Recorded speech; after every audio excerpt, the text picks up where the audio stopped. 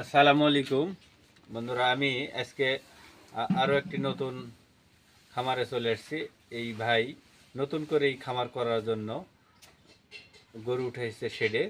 তো এই প্রথম একটি গরু কিনছে। তো আপনারা দেখেন, গরুটা অনেক সুন্দর একটি গরু এবং অনেক সুন্দর করে শেড তৈরি করেছে, এটাই প্রথম। আর এই যে গরুগুলো দেখতে পাচ্ছেন, গরুগুলো আগেই থেকেই বাড়িতে গরু লালন পালন করতো, সেই গরুগুলো এগুলো হচ্ছে দেশি গরু। দেশি গরু 3টা আছে। এর সাথে যে আপনারা দেখতে পাচ্ছেন অনেক সুন্দর, অনেক বড় একটা গরু দেখতে পাচ্ছেন। আমার প্রায় আর কি আমার সমান গরু এটা। এই গরুটা অনেক সুন্দর একটা গরু, দুধের গরু। নতুন করে ভাই শখ করে, আসলে শখ করেই বলা চলে যে দুধের জন্য গরু লালন পালন শুরু করছে। তো আমরা এই মুহূর্তে এই গরু লালন পালনকারী ভাইয়ের কাছে জানবো দুধের জন্য গরু লালন পালন করবে। তো ভাই, কি অবস্থা? আপনার এই গরু কত দিয়ে কিনছেন?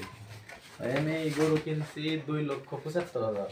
হ্যাঁ, কয়দিন হলো গরু কিনে? এই গরু কিনছি আমি 3 দিন হচ্ছে। 3 দিন না? হ্যাঁ। তো আপনার আসলে কি কারণে গরু কিনলেন? আমি গরু কিনছি মনে করেন যে ডেইরি খামারের জন্য এই উদ্যোগ, কিন্তু আস্তে আস্তে আমি পরিবর্তন করব। এখন একটি গরু নিছি, আল্লাহর রহমতে আগামীতে আরো বেশি নেওয়ার চিন্তা ভাবনা আছে। আমার আগে দেশি গরু ছিল, আমি দেশি গরু কমাইছি এবং এই প্রথমই আমি একটা ফিজিয়ার জন্য ঢুকাইছি দুধের জন্য। তো কি পরিমাণ দুধ হবে বলে এই গরুটা? মোটামুটি আমার মনে আশা আছে, বা যে খামার থেকে নিয়েছি উনি টার্গেট দিচ্ছে 25 থেকে 30 লিটার দুধের জন্য দুধ হবে। দেখতে পাচ্ছেন, যেহেতু এটা প্রথম গরু, এর আগে একবারও বিয়াইনি। তো গরুটার উলান আপনারা দেখেন, এই যে কত সুন্দর উলানের মানে সাইজ। দুধ বেশি হবে, তার কিছু বৈশিষ্ট্য থাকে।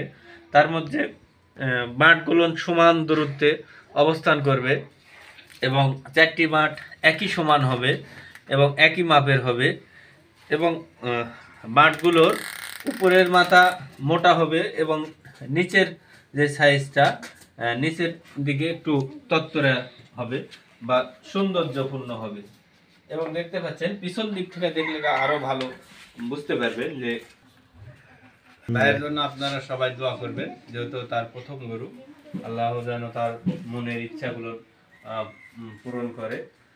অনেক আশা নিয়ে গরুটা কিনছে, তো অবশ্যই যেন সেই মনের আশা এবং ইচ্ছাগুলো পূর্ণ করে।